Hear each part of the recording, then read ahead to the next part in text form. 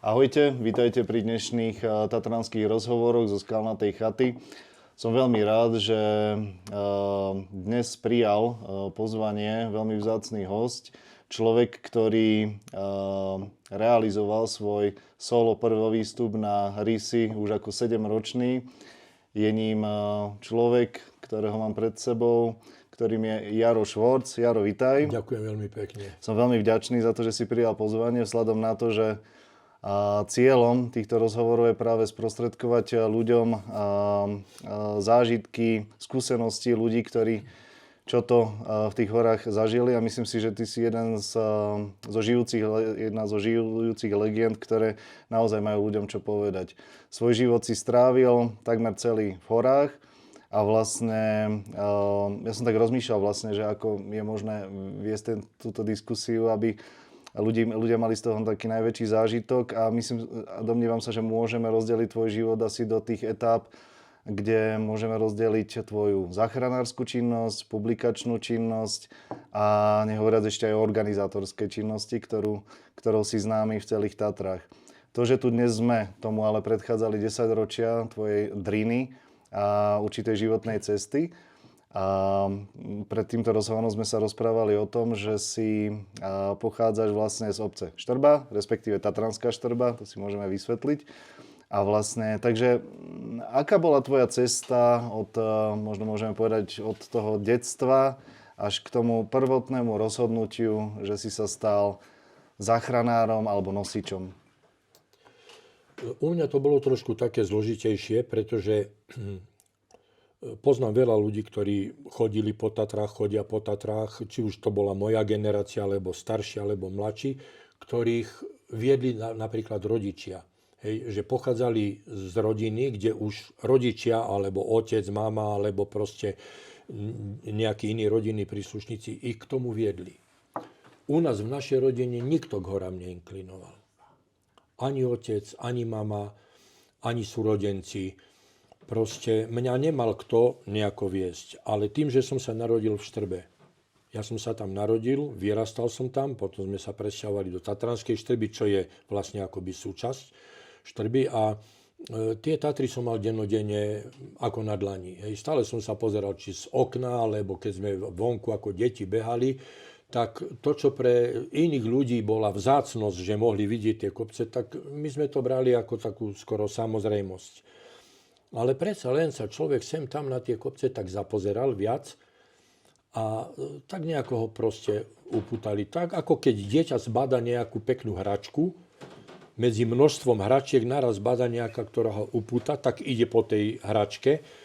No a my keď sme behali vonku po lúkach, po lesoch a tak, a objavili sa proste pohľad, padol na tie kopce, tak čo si tak ako keby zaiskrilo vo vnútri v tom človeku. No ale bol som decko, takže som to nejako tak veľmi nevnímal. Ale tým, že sme bývali v Tatranskej Štrbe, my sme bývali blízko železničnej stanice, kde pravidelne zastavovali vlaky, rýchliky, a ľudia odtiaľ vystupovali, prichádzalo množstvo turistov a ľudia vychádzali z tých vlakov, sadli buď na autobus, alebo aj pešo a išli povedzme na Štrbské pleso. No a taká detská zvedavosť vo mne tak nejako spôsobila to, že kam tí ľudia vlastne, kde to oni tí ľudia idú. No a raz som sa tak ako decko, mal som vtedy nejakých 7 rokov aj čosi, som sa pridal k takej skupine ľudí, ktorí išli pešo na Štrbské pleso popri vtedy ešte neexistujúcej zubačke, ale existoval násyp po starej zubačke, ktorá bola ešte od roku 1896, prvá zubačka. Tá bola potom zlikvidovaná, ale ten násyp zostal a popri nej vlastne dodnes teda vedie turistický chodník. No ja som sa k tým ľuďom pridal, išiel som s nimi, no a nakoniec sa zistilo, že tí ľudia mali namierené na rysy. Ale oni proste to boli veľké skupiny. No a ja som sa k ním proste pridal a naraz sme sa ocitli nad chatou pod rysmi a vtedy tí ľudia sa tak na mňa otočili, že s kým si ty tu, chlapček? No ja som sa vtedy rozplakal. Až vtedy tí ľudia zistili, že ja vlastne k nikomu nepatrím. A to bol ten môj prvý akoby taký solový výstup. No, nepredstaviteľné možno, hej, keby to dneska človek urobil, no tak sociálka zasiahne a rodičia by možno skončili v base. Ale to naše detstvo bolo úplne iné. My sme ráno vypadli z domu, prišli sme večer. Žiadne mobilné nejaké kontakt cez mobilný telefon. Jednak bola iná taká atmosféra, iná doba, ale aj my ako deti sme boli také možno odolnejšie, hej, aj pohybovo také, by som povedal, nadanejšie, vyspelejšie. Lebo sme žili v určitých podmienkach, hej, aj materiálnych, aj takých sociálnych a podobne. Takže to bol taký môj prvý kontakt. Ale potom dlho sa nedialo nič. Až na strednej škole, keď som chodil na strednú školu, vtedy sa v Tatrách zabil náš spolužiak. Uh-huh. Nebol to síce priamo z našej triedy, ale bol o ročník vyššie. Zahynul pri horolezeckom výstupe a my ako študenti, spolužiaci sme boli na pohrebe. No a vtedy som sa vlastne prvýkrát stretol s pojmom horolezectvo. A spolu s mojím kamarátom, s ktorým od detstva sme vyrastali spolu, sme si povedali, že to proste musíme skúsiť. Že to skúsime. Tak nakoniec sme sa vybrali, začali sme chodiť po Tatrách, ale musím povedať, že my sme nejakú turistiku preskočili. Obyčajne k horolezectvu vedie cesta cez nejakú najskôr turistiku, možno potom vysokohorskú turistiku, až potom to horolezectvo. Ale my nejak sme si tak ako keby, neviem, či namýšľali, alebo sme si tak verili, že my sme nejakú turistiku vynechali. Naše prvé túry už boli s lanom. Hej. A taká možno aj taký ten lokál patriotizmus, že sme si hovorili, však my sme tu doma, tie Tatry sú naše, tak my musíme byť ako keby niečo viac ako ľudia, ktorí prichádzali povedzme zo vzdialenejších miest. Tak sme začali už počas tej strednej školy dosť intenzívne liesť s tým mojím spolulescom. No potom mali sme to šťastie, že sme mali ďalšieho spolulesca, ktorý bol od nás o niekoľko rokov starší a už mal skúsenosti. Takže on nás začal tak akože brávať na tie túry. No a naša úplne prvá túra bola v galérii Ganku. Ľudia, ktorí poznajú, trošku vidia do horolezectva, tak vedia, že čo je galéria Ganku, že je to jedna z takých povestných tatranských stien. No naša prvá túra v živote bola práve tam. Tam nás zobral ten náš spolulezec, ten starší, skúsenejší. My sme to ani nejako nevnímali. My sme dovtedy ani poriadne nevedeli, kde tá galéria Ganku je. Až keď sme vystúpili do sedla Váhy nad chatou pod Rysmi a zbadali sme tú mohutnú stenu, impozantnú, tak vtedy začalo také mravenčenie aj v našej duši. Ale stále sme žili v tom, že však je tu s nami ten skúsený borec, ktorý vie, kam nás môže zobrať a kam nie. Tak sme tam nakoniec vylezli síce tú najľahšiu cestu, ktorá tam existuje, v tej galérii Ganku, no ale pre nás to bolo niečo úžasné, že začínali sme s horolezectvom a v galérii Ganku. Takže to bol taký, povedal by som, taký štart najskôr do toho horolezeckého života, no a potom cez to horolezectvo vlastne potom prišli ďalšie tie také etapy, nosictvo, záchranárstvo a potom si spomínal aj podelenie sa s verejnosťou cez tú publikačnú činnosť. Úžasný príbeh. A vlastne, čiže po tých prvých skúsenostiach s horolezectvom predpokladám, že nasledovali rôzne skúsenosti s horolezectvom, aby si sa viacej zbližoval s tým. A vlastne tu je otázka, či si skôr začal s záchranárstvom alebo s nosením na rysy? Najskôr som začal nosiť. Dostal som sa k tomu cez horolezectvo a tiež takým vlastne v mojom živote to, že som v tých horách, dá sa povedať, že vždy rozhodovali, keď sa teraz spätne pozerám, také nejaké náhody.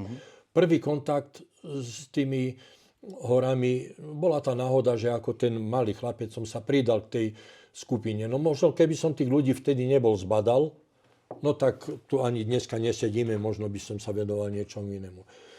Čo sa týka toho horolezectva, znovu to bola tá nešťastná náhoda, že zahynul ten spolužiak.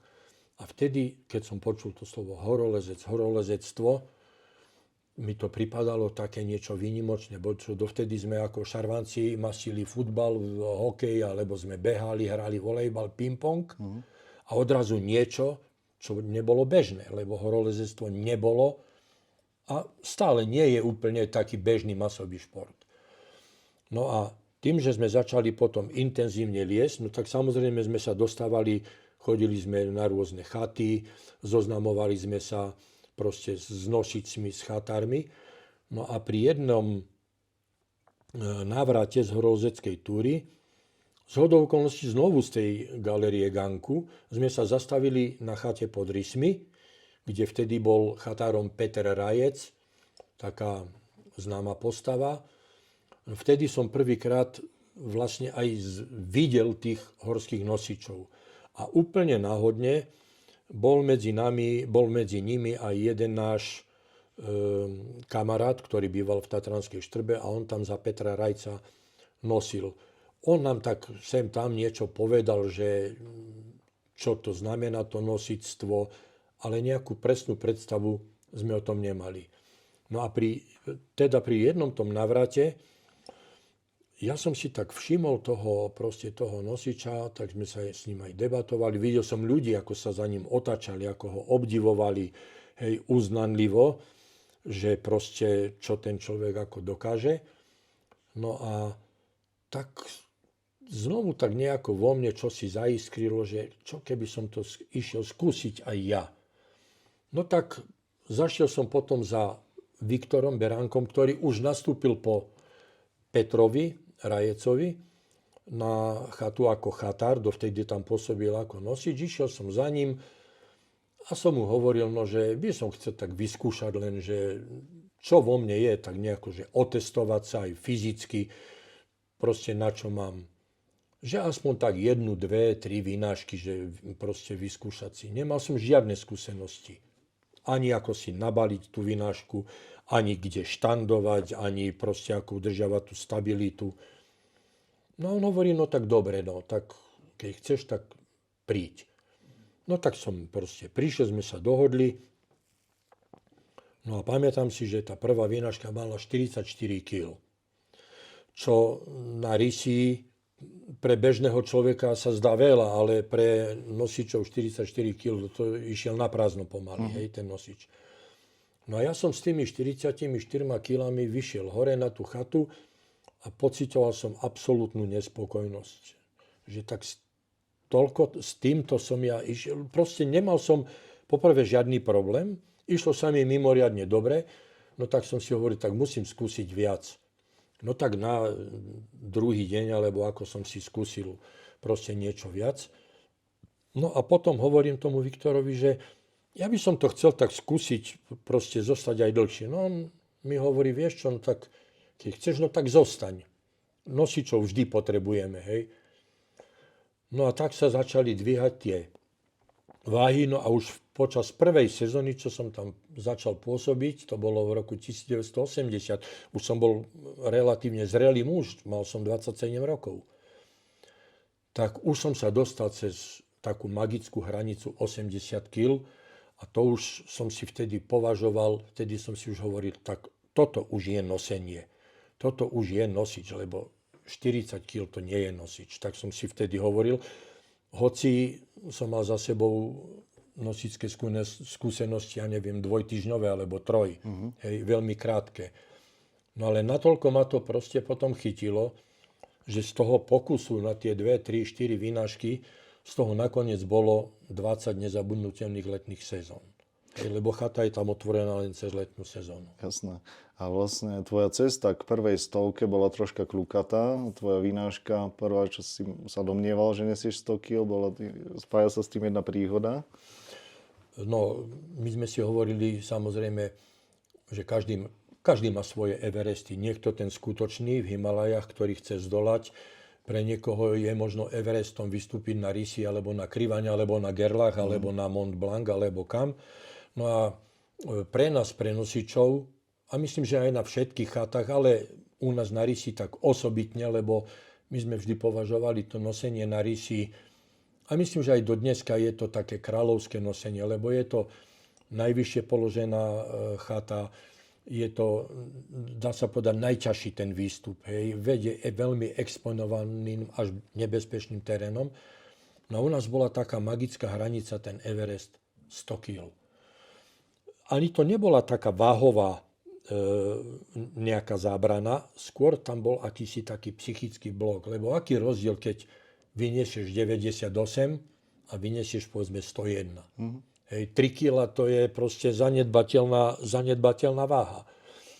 No tak stále to tak nejako vo mne driemalo, lebo dovtedy nikto na chatu pod rysmi 100 kg nevyniesol, až práve v tú sezónu Viktor ako prvý chátar vyniesol 102 kg. Pamätám si presne, že to bolo také veľké vrece čierneho uhlia. Ešte aj on hovoril, no, že vedel som, že to bude veľmi ťažké, ale tak som si hovoril, keď nebudem vládať, no tak to uhlie buď niekde z neho odsypem a donesiem potom na druhý deň, alebo ako, alebo ho nechám tam, keď by som nevládal. Tak ja som si povedal, že to musím proste skúsiť. No a tiež som to skúšal tak, že zobral som si taký tovar, ktorý v prípade nejakej núdze, že by som ho tam proste nechal. Hoci nikdy v živote, ani predtým, ani potom, sa mi nestalo, že by som musel niečo z toho tovaru odložiť. Tak som si na tom Popradskom plese nabalil tú vynášku. No a keďže my sme vždy vážili až hore, tak my sme vždy len odhadovali dolu, či to má toľko, alebo nemá. No ale práve sme niečo na chate opravovali a boli tam 2 vrecka cementu, 50-kilové. Tak to som vedel, 2 50-kilové vrecka, keď si dám na krošňu, tak len ten cement má 100 kg plus krošňa má 4 kg, hej, nejaký ten obal, tie papierové vreca, lebo všetko musíš počítať, hej, že nesieš. No tak som vyrazil s tými 100 kilami. Teda žil som v tom, že 100 kg. No prišiel som na chatu, šťastne som prišiel teda na chatu a už som v duchu žiaril, že som si ten svoj Everest splnil. No tak mali sme tam takú špeciálnu váhu, dali sme to na váhu a jazyček sa zastavil na čísle 99 aj niečo. A teraz Viktor pozerá na ten jazyček váhy, ja tiež. No to bolo možno pol milimetra, aby sa ten jazyček posunul na tú 100. A teraz tak pozeráme, Viktor hovorí, no je to také, no 99, no mohla by to byť aj 100. A ja vtedy hovorím, mohla by byť, ale nie je. Čiže tá 100 nepadla vtedy. Aj do knihy výnašok som si zapísal 99 kg. Čiže len som potom rozmýšľal, jak je to možné.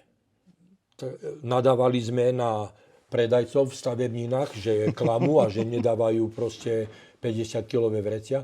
No ale potom Viktor hovorí, vieš, ja som z toho jedného vreca na Popradskom plese potreboval tak do hrste odsypať toho cementu, lebo tam som nejaký schodík opravoval. Tak, a to som si ja nevšimol, lebo to bolo zabalené už potom aj v igelite.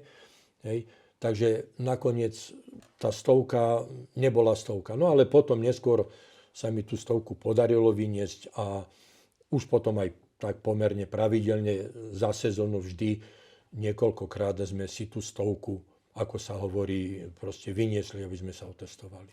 Aký pozoruješ možno zmenu? Viktor Beránek je vlastne služobne asi najstarším chatárom v Tatrách. V podstate asi pred ním bol otec a ešte na zbojničke asi však Záhor.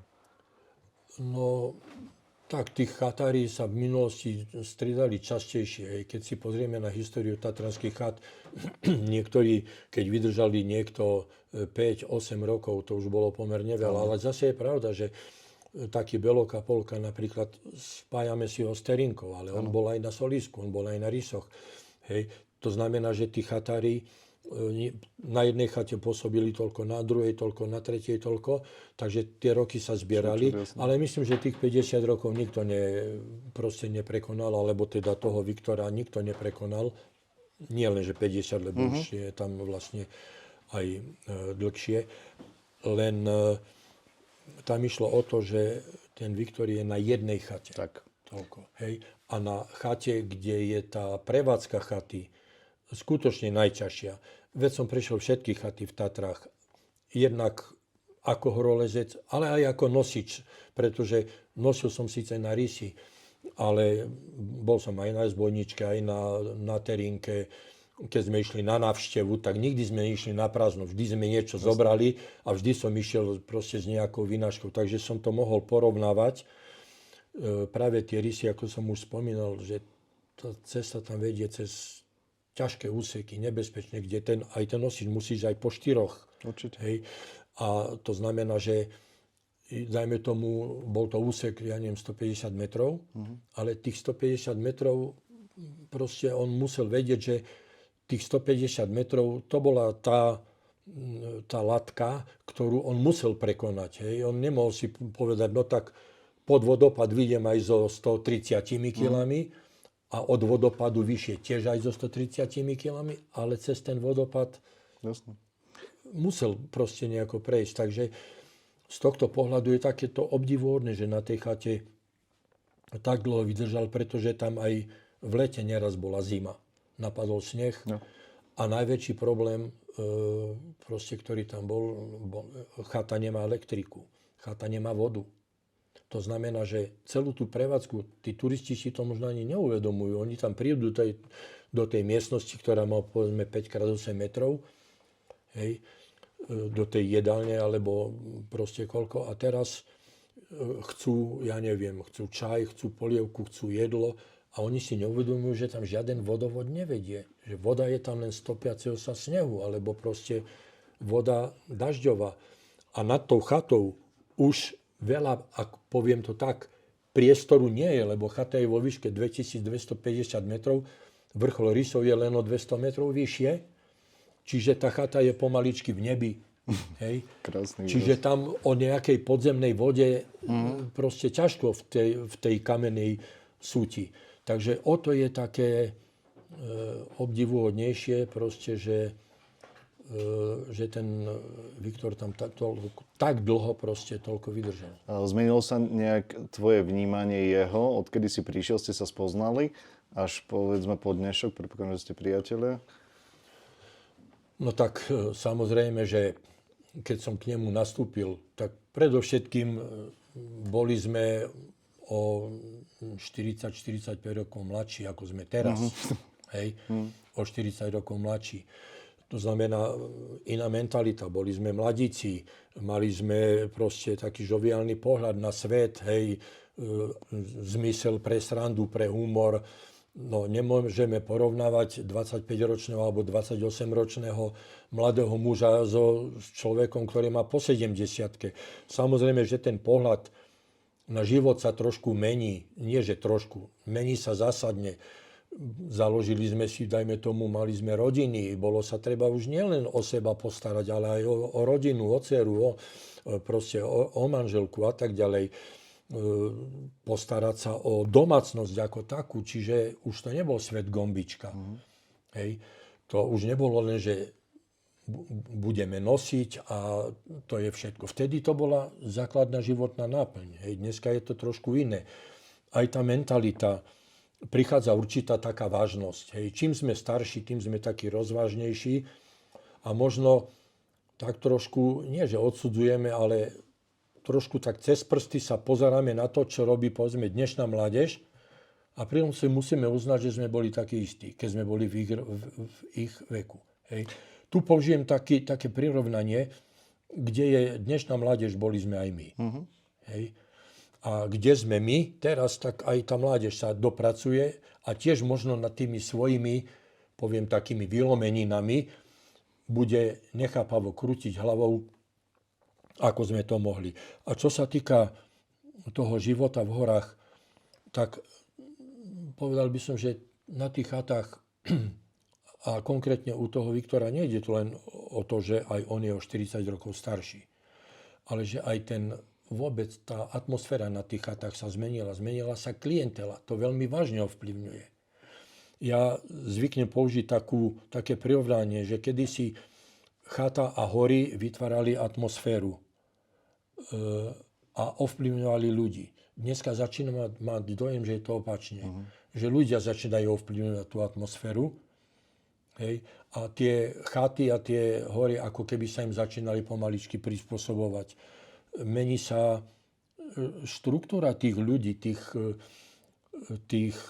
návštevníkov.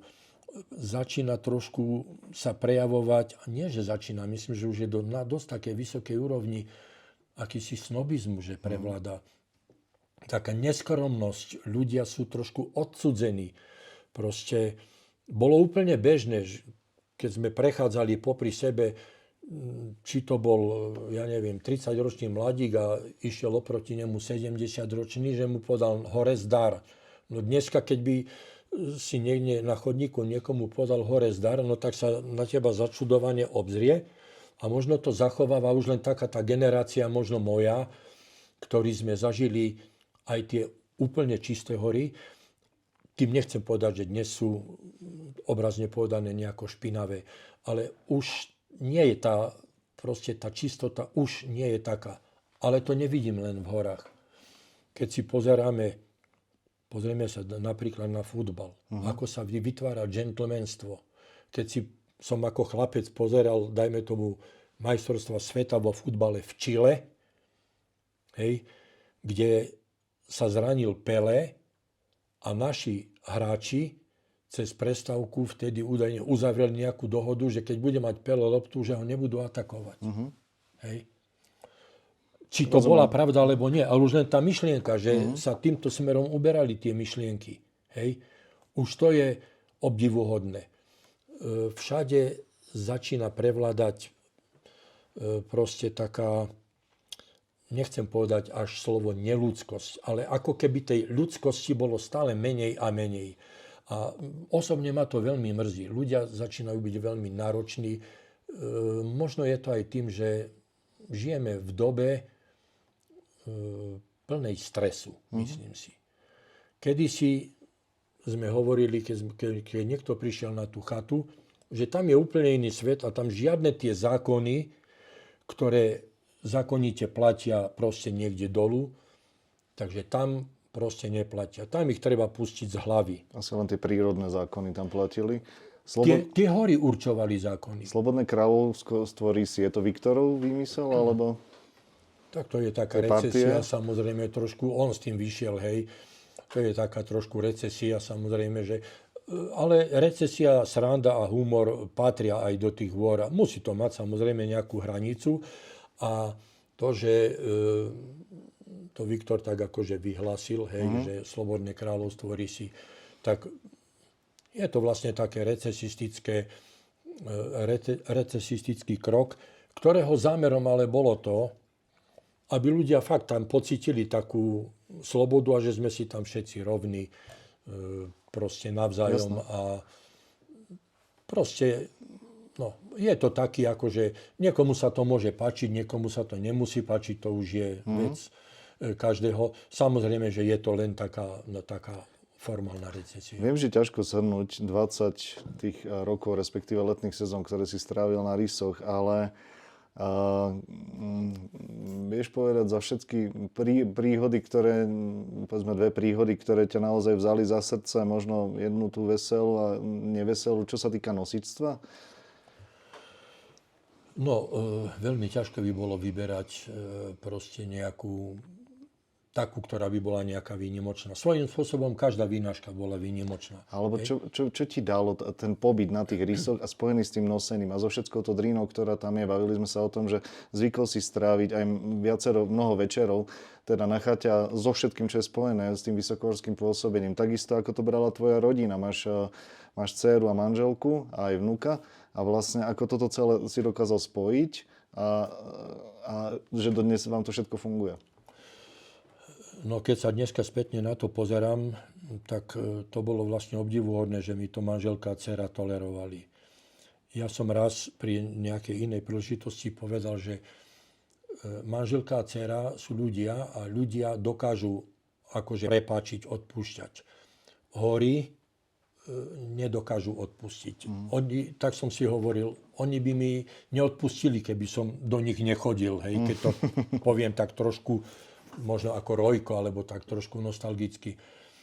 Čo mi ale to nosenie dalo, to bolo jedna úžasná škola života. Ono sa vraví, že musí sa v škole učiť, aby z teba niečo bolo a tak ďalej. Ale keď prídeš do toho reálneho života, tak je to úplne iné. A tie hory ma naučili jednej veľmi dôležitej veci. Spoliehať sa na tieto nohy, na tieto ruky a na túto hlavu. Teda spoliehať sa sám na seba. Aj ako nosič. Však nakoniec poznáš to aj zo skúsenosti vlastnej, zo skúsenosti otca. Ako nosič som sa dostal do situácie, kde mohol si mať akékoľvek známosti, kontakty, mohol si aj s americkým prezidentom týkať. V tom momente ti nič nepomohlo, jedine si mohol pomôcť sám. Či to bola nejaká, povedzme, vynáška v nejakých zlých podmienkach, kde v celej doline nebolo nikoho. A ty si mal dve možnosti. Alebo tú vynášku nechať, alebo s tou vynáškou výjsť hore. Iná možnosť nebola. Stalo sa ti niekedy, že si nechal? Ani raz. Ani raz. Ani raz. Jednak som asi vždy vedel odhadnúť, na čo momentálne mám. To bola jedna vec. A druhá vec, bol to taký fanatizmus. My sme si vždy hovorili, nosická česť nedovolí. Koľko razy bolo, že som si sám musel odvážiť, dajme tomu vynášku, kde nikoho nebolo. Hej. A mohol som si do tej knihy napísať, no mal som 82, nikto tu nie je, napíšem si 86. Ani by som nezaspal vtedy. Hej. Ani by som nezaspal. A práve preto toto bolo to vzácne na tom nosení, že som sa dostal do takej situácie, kde som bol odkazaný len sám na seba. Jedna príhoda. Išiel som s vynáškou, ťažkou, rozviazala sa mi topánka, šnúrka na topánke. Samozrejme to bolo vidno, že som na tú nohu tak stúpal opatrne a čakal som na vhodný štand, na to stanovište, kde si budem môcť sadnúť, zložiť úplne tú vynášku a zaviazať si tú topánku. Lebo ak máš na chrbte 90 kg, tak to nie je také, že sa zohneš, zaviažeš topánku a ideš ďalej. No išli takí turisti, ktorí videli, že mi tá šnúrka tam planta pod nohy a oni sa mi ponúkli, že mi ju zaviažú tú topánku. A ja hovorím, že ďakujem veľmi pekne, že nie. A oni teraz zostali takí zarazení, kto vie, čo si v prvom momente mysleli o mne, že no tak to čo je za človeka, tak my mu chceme pomôcť a on to odmieta. Tak divne na mňa pozerali. No a oni išli so mňou, hej, a teda tým smerom ako ja. No a ja som na najbližšom kameni sadol a hovorím im, viete, neberte to za zle, ale dobre, dneska ste tu vy, tak mi pomôžete. A čo keď pôjdem zajtra, tu nikto nebude. Ja si musím nájsť spôsob, ako si pomôžem sám. A vtedy tí turisti s otvorenými ústami pozerali na to, že dokeľu však tu sme v horách, kde naozaj človek musí hľadať riešenie a prekážku prekonať, než ju obísť. Lebo ak ju obídeš, no tak sa nenaučíš prekonávať prekážky. Hej. A toto mi to nosenie dalo a za tie roky a za tie vynášky, aj keď tých kil v porovnaní proste s inými nosičmi, to zďaleka nebolo toľko. Ale tých okolo 55 000 kil vynesených hore a okolo tých 5 000 kil znesených dolu. Predsa len ja im veľmi vďačím tým kilám, že mi dali takúto školu. Symbolicky je tu s nami aj otec, s ktorým ste strávili pár asi voľných aj pracovných chvíľ. Kde ste sa stretávali, lebo bol aj bohatý kultúrny život v Tatrách a tak ďalej. A stretávali ste sa pri nosení, na zábavách, na chatách. Ako si ho vnímal? Ja som mal možnosť otca spoznať v podstate v tých mojich horolezeckých začiatkoch, keď sme chodievali na chaty. On už potom v tom čase, keď som ho spoznal osobne, lebo po mene som ho už spoznal dávno. Hej. On bol pre nás proste tak ako medzi nosičmi, medzi chatármi, medzi záchranármi boli nejaké osobnosti, ktoré boli pre nás idolmi. Hoci medzi otcom a mňou nebol veľmi vekový rozdiel. Hej. Lenže keď ja som začal chodiť po horách, on už dávno mal proste v tých horách niečo pochodené. Hej. Ja som sa s ním zoznámil v podstate, keď pôsobil na chate a keď som ja ako horolzec sa na tie chaty zastavil. Vždy si ho pamätám takto a vždy hovorím, že ten Laco Kulanga to bol taký starý klasik. Podkolienky, golfky, sveter. Žiadne nejaké elašťaky, ja som ho nevidel v inom oblečení a vždy klasika, či som ho stretol v Smokovci na nákupe, či som ho stretol v Poprade na námestí alebo v Kežmarku, alebo som ho stretol na Hrebienku, vždy bol v tomto oblečení.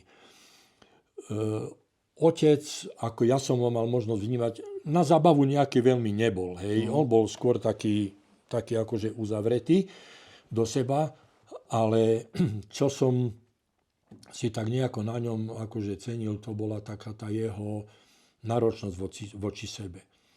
Nám vyražali dých, tie váhy, ktoré oco nosil. Hej. A už nám ako nosičom vyražali dých, tie váhy. A čo potom tým turistom? Lebo tí turisti, ja keď som išiel s vynáškou, niesol som, dajme tomu, súd piva, nad tým ešte nejaké krabice, tak niektorí pozerali, to musí mať aspoň takých 30-40 kg. Že nerozmýšľali, hej, že keď máš 50-litrový súd piva, no tak to nemôže vážiť 30 kg. Hej. Iní zase, koľko to má? 150? Niekedy to proste, tie ich odhady boli úplne mimo. Ale jedno predsa len vedeli, že niesli vlastnú váhu a častokrát už oni sami nevládali. Hej. A teraz, keď som im povedal, že dajme tomu 90 mám, tak sa chytali za hlavu. No a keď sa na tej váhe jazyčky, váhy, pri tých vynáškach otcových zastavovali ďaleko cez 100 kg, alebo dokonca ten rekord 207,5, ak presne si to takto pamätám, ale myslím, že na to sa nedá zabudnúť, no tak to vyráža dých. Nám to vyrazilo dých a povedal by som, že tých bežných turistov to priviedlo možno do bezvedomia. Hej. Pekne si to povedal. No, ale zase s otcom mám aj také spomienky, aj také, by som povedal, také veselšie, ale predovšetkým, čo mám s tým spomienky, keď sme tak debatovali ešte na Nálepkovej chate, potom na Zamkovského, tak také myšlienky. On mi pripadal ako jeden ruský spisovateľ Suchomlínsky. On raz vyslovil takú vetu, že vyjadrovať sa treba tak, aby slovám bolo úzko, ale myšlienkam široko. Krásny výraz. Hej, veľmi pekný výrok. A otec, tí, ktorí ho poznali, dajú mi za pravdu, že s ním robiť nejaké dlhé rozhovory, že to bola fúška. Hej, lebo išli po ňom médiá. Hej, išli po ňom novinári, išli po ňom filmári. Hej, televízne nejaké štáby.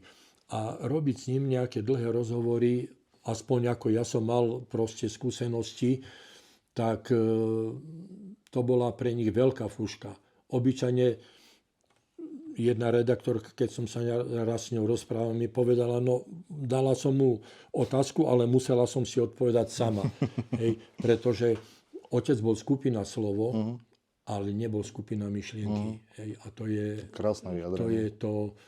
To je to obrovské. Čo možno nám ostatným ukecaným chýbalo, že v tomto sme boli trošku iní. Rozumiem. Sherpa Valley. Preteky, ktoré našťastie existujú dodnes, ty si aj ich spoluzakladateľom správne, alebo zakladateľom?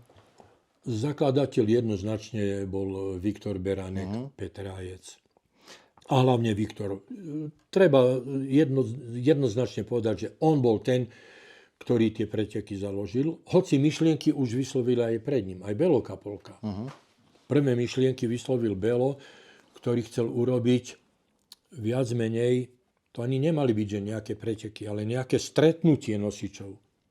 Ono totiž, paradoxne to bolo to, že povedzme, my sme nosili na Risi, my sme boli tak trošku otrhnutí od ostatných, lebo nosiči z Malej Studenej a Veľkej Studenej sa stretávali na hrebienku, tí sa poznali, stretávali sa, však mali spoločné tie bunky, kde mali materiál. Aj časť cesty mali spoločnú. Hej. Oni sa stretávali. My sme boli tak nejako o niekoľko dolín na západ. Čiže my sme sa ani nepoznali poriadne. No a boli tu ešte nosiči v Nízkych Tatrách. Nosilo sa na chatu pod Ďumbierom, teda kedysi na súčasnú Štefánikovú chatu. Hej. Nosilo sa na chatu pod Borišovom, alebo nosí sa na chatu pod Borišovom. Tak vznikla tá myšlienka, aby sa tí nosiči stretli. No a Viktor vlastne vyšiel s tým, že tak urobíme také, zavoláme z ostatných chát nosičov a urobíme si spoločnú vynášku. No a tá prvá spoločná vynáška bola v oktobri v roku 1985 na Risi a prišlo vtedy 8 nosičov z Vysokých Tatier, ale boli tam už aj dvaja zastupcovia z Nízkych Tatier, z chaty pod Ďumbierom. No a nechce sa mi veriť, že je to 40 rokov. A vlastne v tom organizačnom výbore, ak to môžeme tak nazvať, si bol po každé? Ja som hneď na tom prvom ročníku som nebol. Zhodou okolností som bol práve vtedy na jednej horolezeckej túre. Ale hneď od ďalšieho ročníka som začal viesť kroniku. Zaviedol som kroniku, ktorú som doplnil aj ten prvý ročník a odvtedy som všetky tie ročníky, precízne som si viedol proste výsledky, fotografie, všetky fakty, ktoré sa toho, ktorého ročníka týkali. No a keď bol 30. ročník pred 10 rokmi, tak vtedy som sa rozhodol, že tú kroniku sprístupníme verejnosti, tak som ju potom v takej knižnej podobe, proste sme ju uviedli do života a tam bolo v tej kronike alebo v tej knižke, v tej publikácii je vlastne zachytený celý vývoj od vzniku myšlienky cez realizáciu tých 30 ročníkov, ale aj tí najvýznamnejší predstavitelia, účastníci, organizátori. Takže to považujem za také osobný možno prínos, že som sa podujal na to, že som tú kroniku začal viesť a že sa zachovala tá história. Ale nielen kronika je tvojim životným dielom, ale aj ďalšia publikačná činnosť, ktorou si začal už v roku 1981, ak mám správne údaje.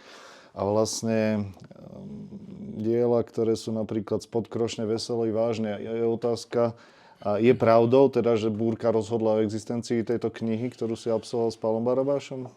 No to bola asi ďalšia tá náhoda, o ktorej čo som spomínal. Hej? Že v mojom živote, keď sa niečo zásadne išlo diať, vždy impulzom bola nejaká náhoda.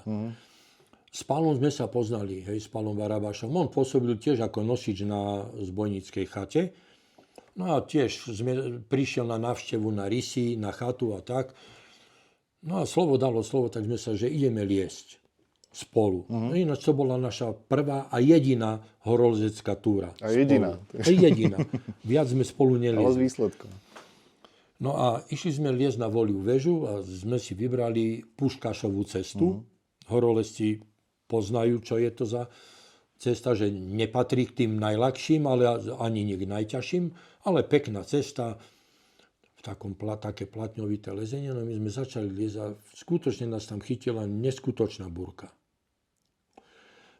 Mali sme proste tie naše dušičky boli dosť také malé, lebo začalo sa blízkať, blesky udierali po okolí, no a my sme si boli vedomi, že máme so sebou plno železa, mali sme skoby, karabíny, hej, kladiva, to všetko bola povinná výbava vtedy, hej, horolezcov. No a nebolo nám všetko jedno a na štande, keď sme spolu proste boli na štande a čakali sme, kým trošku to aspoň potom krúpy prišli do toho, že kým to trošku ustane, tak ešte Palo tak nejako utrosil takú myšlienku, že no, toto už asi, viac menej to tak len obrazne povedal, no toto asi neprežijeme. Hovorím, Palo, keď to prežijeme, tak dáme všetky naše myšlienky a všetky naše zážitky dáme na papier a vydáme knižku. To sme si podali vtedy na tom štande. No my sme tú búrku prežili, šťastne sa to všetko skončilo. O Pálovi dnes ľudia vedia, že je to špičkový kameraman, režisér horských filmov. Ale málo kto vedel, alebo vie, že on je aj šikovný výtvarník, že kreslí veľmi zaujímavé kreslené vtipy. Dovtedy sme poznali len nezabudnutelného Ivana Baja.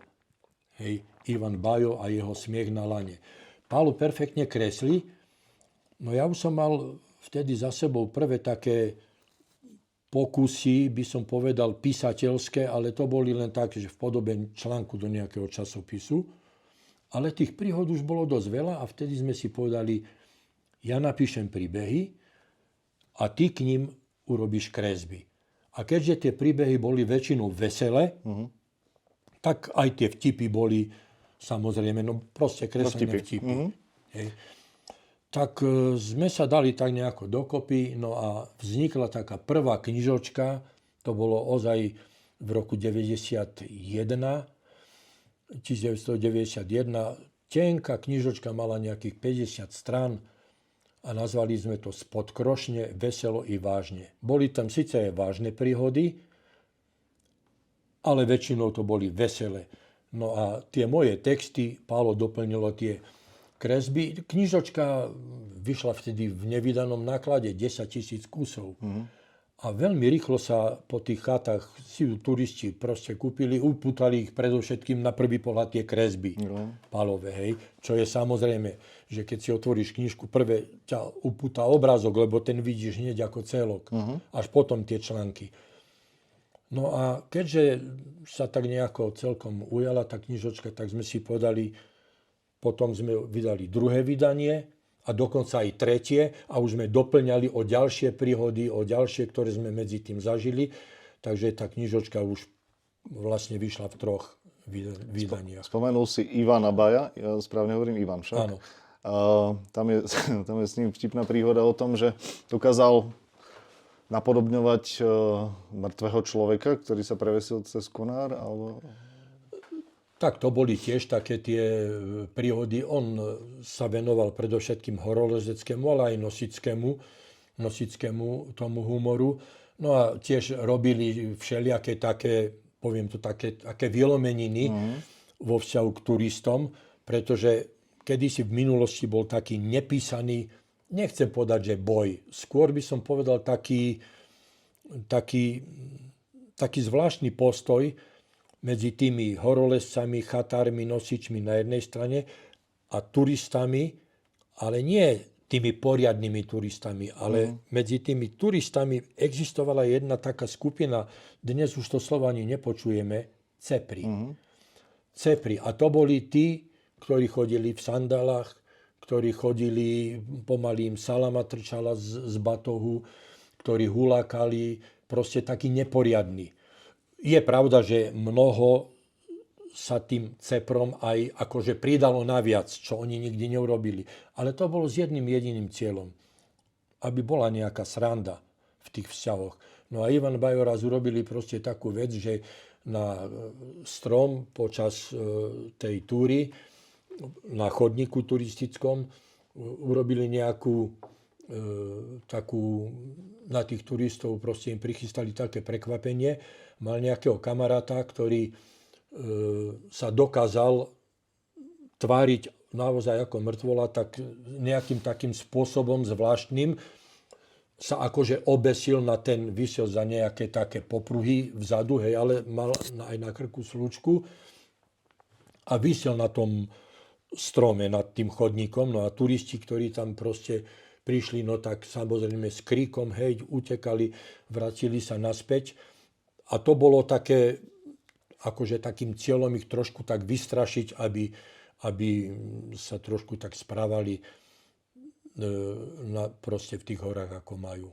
Ivan Bajo bol proste, to bol nezabudnutelný humorista. Nedisciplinovaní neboli len bežní turisti, ale v tej knihe takisto prinášaš príbeh s horolezeckým spolkom, z okolností českým. ktorý na rysoch povedzme nebol najporiadnejší. A vlastne tá príhoda je skvelá, ak teda môžeš povedať, ako ste ich ponaučili, že poriadok treba mať. Tak, samozrejme, že na tej chate vždy platili určité pravidlá, bol tam určitý režim, vždy o 6:00 bola večera, po večeri sa proste poumýval v kuchyni riad a tí horolezci, ktorí tam boli ubytovaní, chodievali tam také oddiely horolezecké. No a medzi nimi bola jeden oddiel, už presne neviem odkiaľ, väčšinou chodili české oddiely horolezecké kvôli tomu, že oni do Tatier sa dostávali možno raz do roka na dlhší čas, kým tí slovenskí horolezci prichádzali aj na víkendy, mali to bližšie. No a ten oddiel bol známy tým, že boli takí bordelári, keď to mám tak povedať.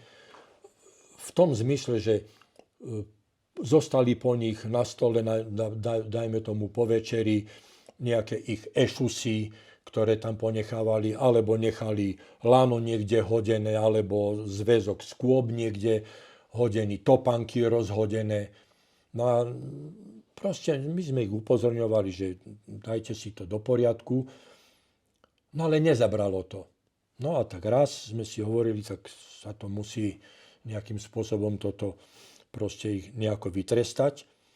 Tak keď oni odišli spať, tí horolezci, zobrali sme lano horolezecké a oproti chaty sú také 3 vežičky, sú to pazúriky, tak sa volajú, veľký, prostredný a malý pazúrik. Veľmi také pekné 3 skalné vežičky a z okna tej chaty tie vežičky krásne vidno. No a my sme natiahli tam medzi tými vežičkami horolezecké lano, ináč tam bolo treba vyliezť na tie vežičky, hej.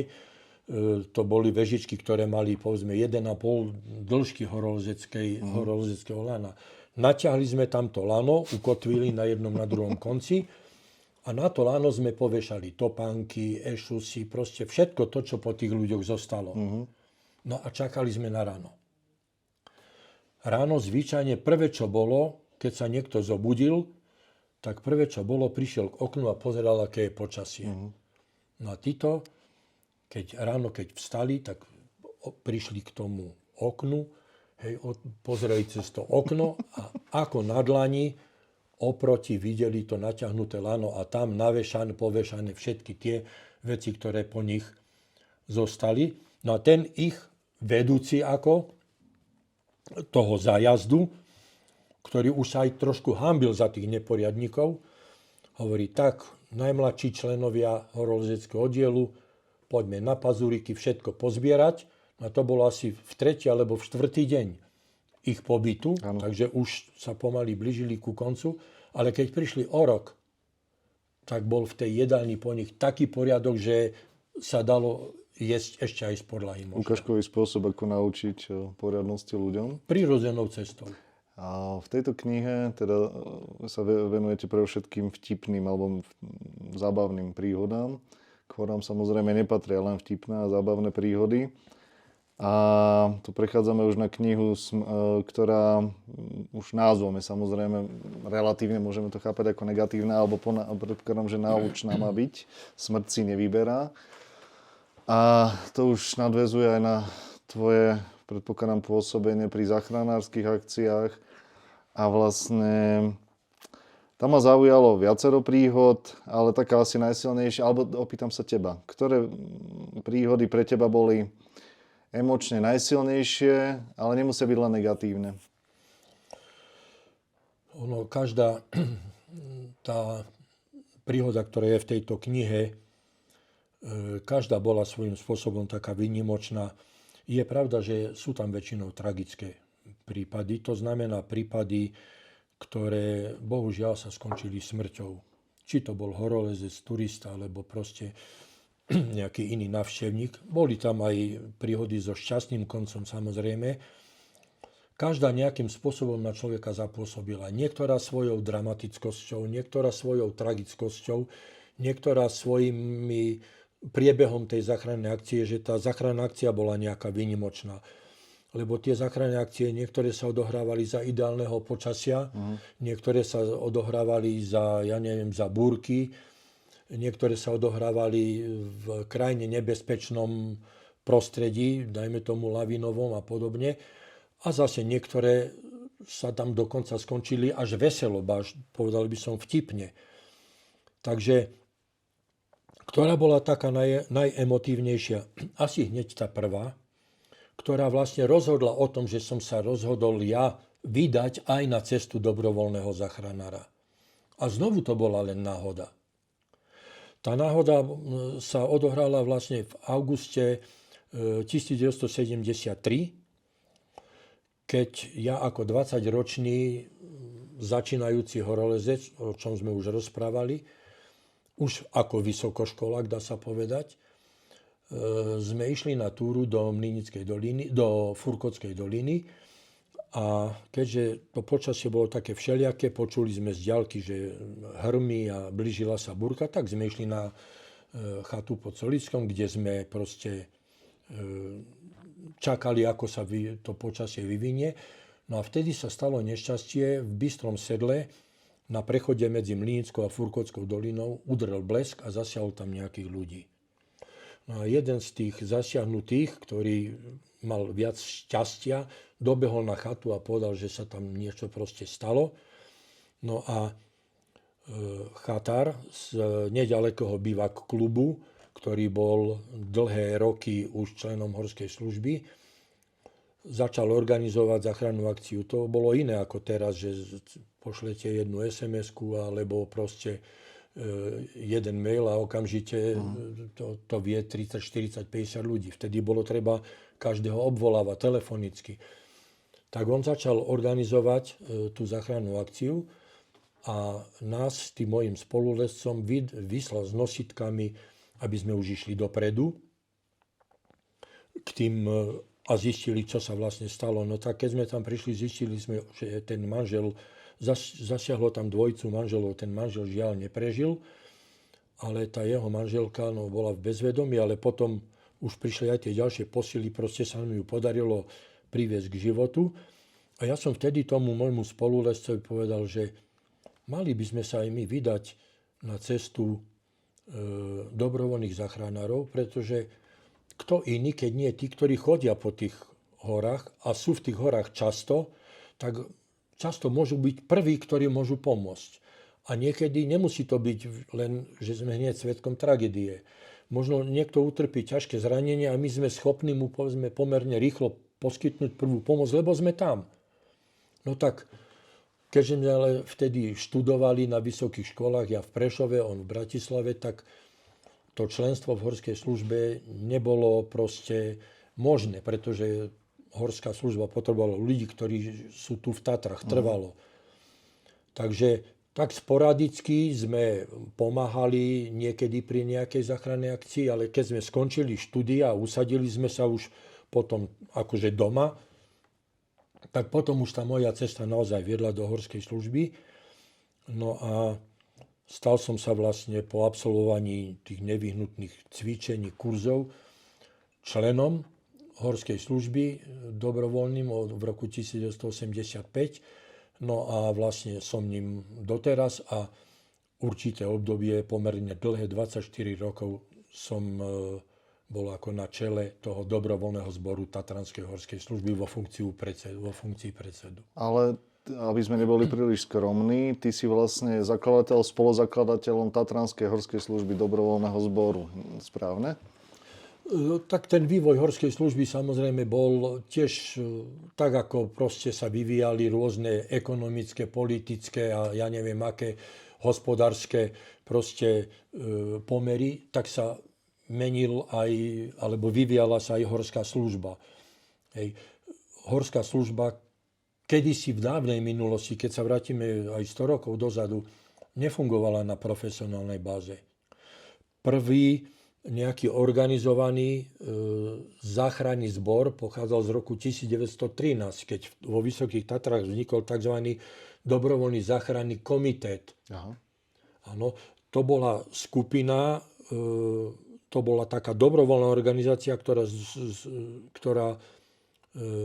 sústreďovala, alebo proste členmi, ktoré boli dobrí lyžiari, horolezci, turisti, alebo takí častí navštevníci hôr, horskí vodcovia, a títo vykonávali záchranu. Až potom v roku 1950, keď vznikla v Tátrach prvá profesionálna horská služba, vtedy sa začalo už profesionálne, že už boli platení tí zamestnanci. No a dobrovoľná horská služba sa stala súčasťou aj, myslím, vo Vysokých Tatrách sa stala súčasťou horskej služby pôsobiacej na celom Slovensku, keď vznikla horská služba na Slovensku. Figurovalo to dokonca ako športový zväz a patrila dokonca pod vtedajší Slovenský ústredný výbor telesnej výchovy. A figuroval tak ako futbalový zväz, hokejový zväz, tak figurovala horská služba. Dokonca aj v starých tiketoch športky mala, myslím, číslo 6. Ale čo? Hej. Tam boli podľa od jednotky, hej, tie čísla od 1 po 49 boli športy. Bobby, box, hej, a také podľa ABCD, a horská služba tým, že bola na H, hneď bola na začiatku. Hej. No a potom neskôr po tých zmenách aj v novembri 89 tak vznikla tu vo Vysokých Tatrách vznikol samostatný dobrovoľný zbor Tatranskej horskej služby, ktorý úzko spolupracoval aj s tou profesionálnou zložkou. A tam si bol tým zakladajúcim členom? A tam vlastne som sa stal prvým predsedom tej dobrovoľnej, toho novovzniknutého občianskeho združenia, a na tejto báze pôsobí vlastne dodnes. A nebolo to zďaleka jednoduché? Ako už sme sa asi aj bavili o tom, že ešte aj pera bolo treba vlastne dokúpiť, alebo teda, že na všetko bolo treba nájsť zdroje. No, keď sme zakladali ten dobrovoľný zbor, vtedy bola zvolená rada toho dobrovoľného zboru. Ja som sa stal predsedom a znovu len náhodou. To musím spomenúť. Bola ustanovujúca schôdza v dome horskej služby, v tej zasadačke. No a išiel sa voliť, súčasťou toho bolo aj voľba predsedu. A na to sa otvorili dvere a vošiel službu konajúci Martin Mladoň, ktorý mal službu ako profesionál, a hovorí, na Slavkovskom štíte je nejaká nehoda, nejaký paraglidista, tam proste mal nejakú kolíziu, spadol sa, zranil. Kto môžete ísť na záchranku? No a to bolo nejako vo štvrtok popoludní, pamätám si, pracovný deň. Na tú schôdzu poprichádzali tí dobrovoľníci, jeden bol riaditeľ hotela, jeden bol lekár, tak poprichádzali, dokonca niekto bol v obleku, lebo prišiel na schôdzu. Hej. No a asi 4 sme tam boli tak nejak oblečení, obutí športovo. No a ja medzi nimi, takže idem na tú záchranku. No tak sme išli. Tak sme išli na tú záchranku, no a medzi tým ten program schôdze bežal a išiel sa voliť predseda. Tak teraz, že navrhujte koho? Tak navrhli najskôr jedného kolegu, nebudem ho menovať. On, ja robím, bol to lekár v jednom tom zariadení, hovorí, nie, ja si to nemôžem dovoliť, ja nikdy neviem čo, ako, nie, ja nie. Potom vykrikli druhé meno, tak ja mám teraz malé deti, ja nemôžem. Vykrikli asi 3 alebo 4 mená, všetci protestovali. No a potom niekto vykrikol Švorc. A bolo ticho, neprotestoval nik. Tak nikto neprotestoval, no tak odhlasovali. A keď sme prišli z tej záchranky, nakoniec to pomohol nám pri tom vrtuľník, takže tá záchranka bola rýchla, my sme sa pomerne skoro aj naspäť vrátili, ale už po funuse sme sa vrátili. Tak mi začali gratulovať, ja som nevedel k čomu. Wow. Až keď mi povedali, tak vtedy ma oblial taký ozaj studený pot. Na jednej strane taká podsta, lebo tam boli aj ľudia, ktorých som si ja veľmi vážil, ktorí boli, povedzme, odo mňa aj o generáciu skoro starší, a že tí ľudia ako mi dali tú dôveru.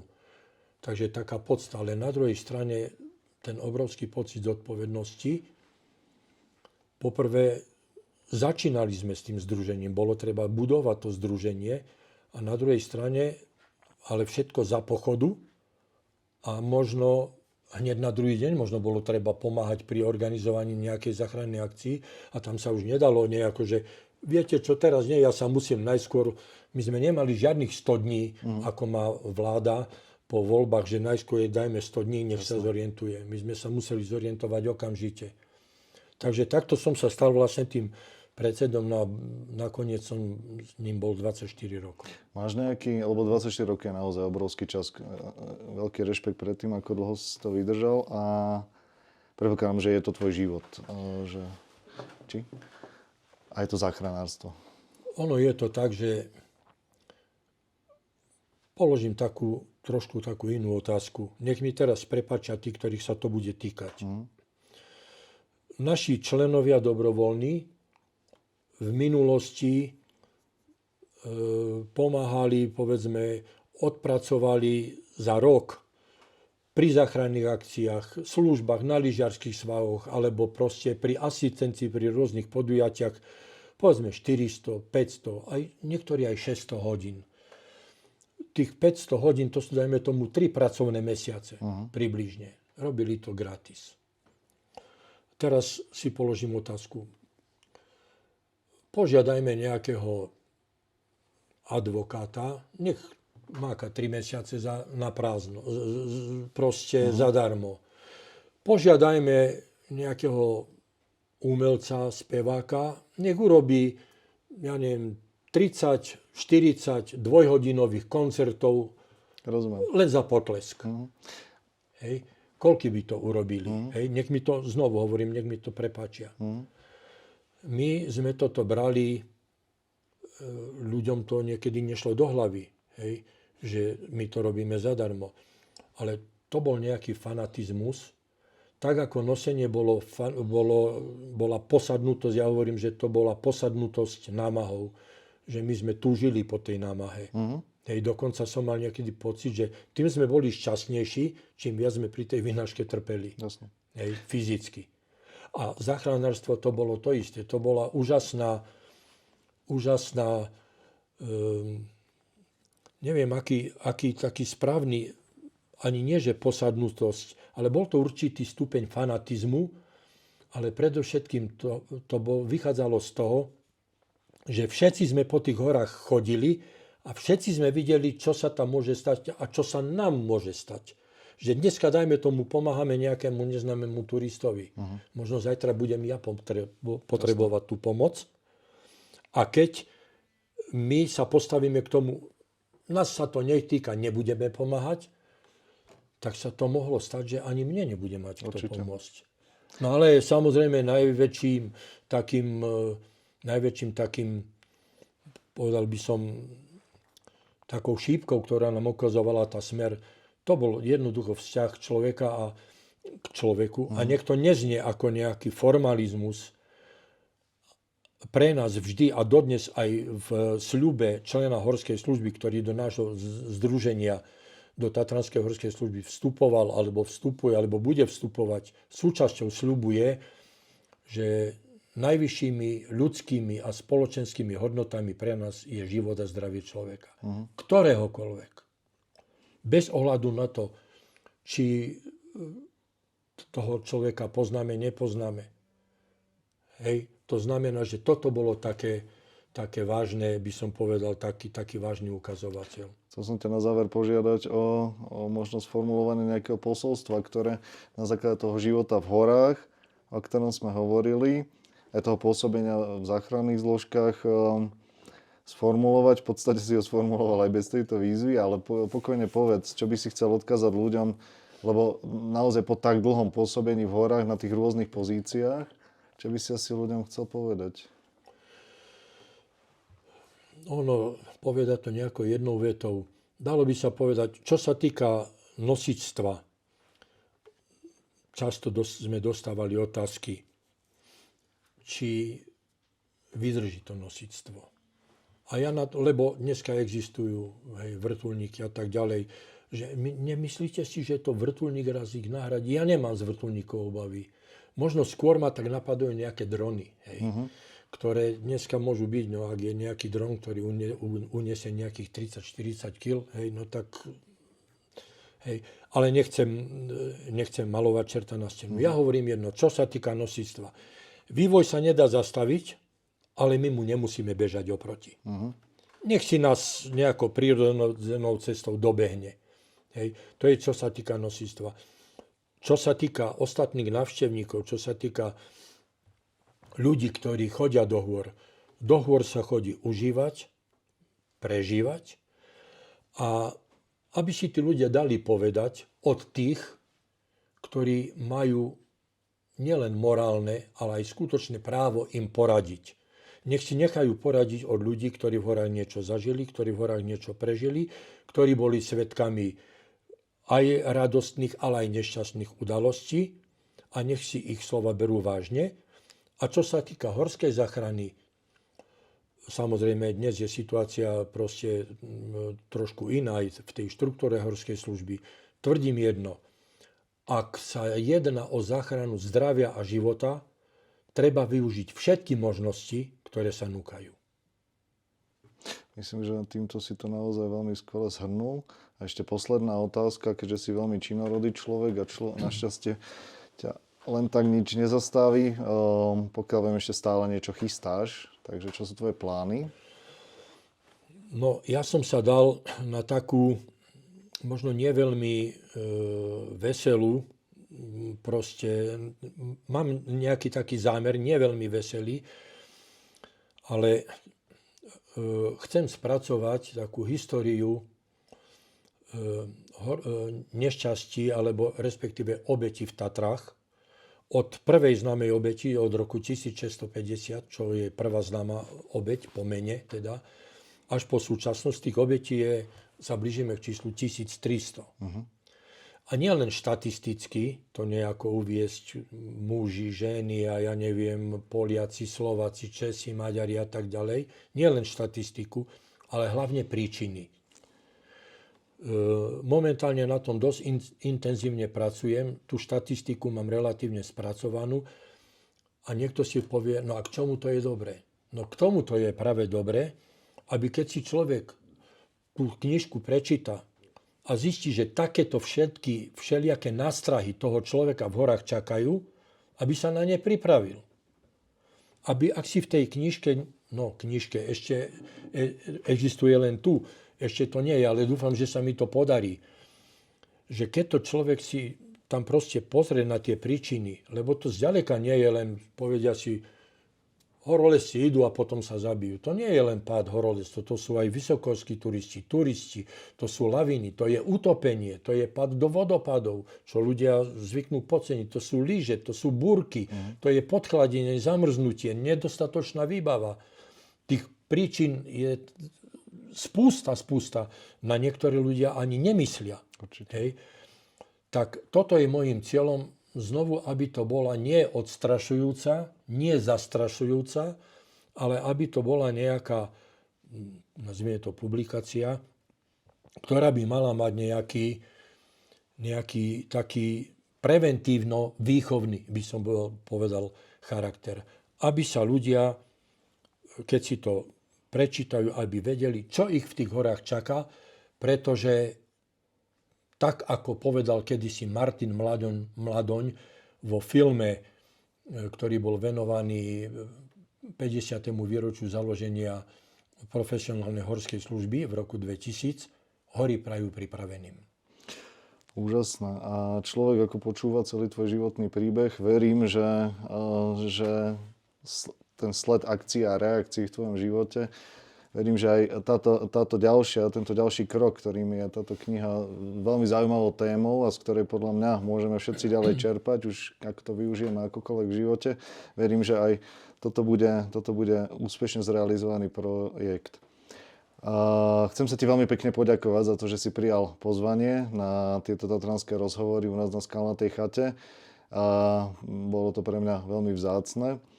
A vlastne verím, že sa čoskoro uvidíme možno na krste tej knihy. Takže ešte raz ďakujem. Ďakujem pekne aj ja. Prajem všetkým návštevníkom, aby tak ako radosne do hôr prišli, aby sa z tých hôr aj radosne vracali, lebo každá túra, či v Tatrách, či v iných horách sveta, sa končí tam, kde sa začala. To znamená niekde doma. Verím, že všetci si vezmete za svoje tento odkaz od veľmi skúseného človeka, ktorý zachránil nejeden život v Tatrách. No a vlastne dúfam, že sa stretneme pri ďalšom zaujímavom hosťovi v rámci našich tatranských rozhovorov zo Skalnatej chaty. Prajem vám pekný deň.